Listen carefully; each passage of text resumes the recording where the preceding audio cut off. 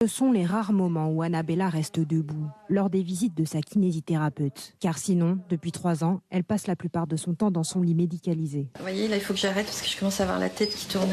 C'est en 2021 que sa vie bascule. Après avoir fait une descente d'organes, Annabella se fait opérer dans une clinique de Pau. Pour éviter des fuites urinaires, le chirurgien propose de lui poser cet implant vaginal. Annabella accepte. Mon réveil a été terrible puisqu'en fait, j'avais mal entre les jambes, comme si j'avais un étau, avec des douleurs terribles, des douleurs d'accouchement, de lames de rasoir entre les jambes. Interdite en Nouvelle-Zélande et en Écosse, cette intervention requiert depuis 2020 l'accord d'une équipe médicale. Cela n'a pas été le cas pour Annabella. J'ai pas eu de consentement éclairé en fait, parce que je ne savais pas que c'était ça.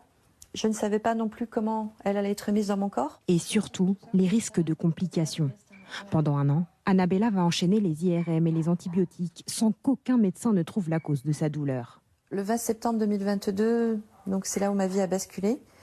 J'ai fait un appel sur Facebook. Là, je suis tombée des nues parce qu'en fait, j'étais pas toute seule. Elles sont 80 à porter plainte collectivement contre X pour défaut d'information et blessures volontaires.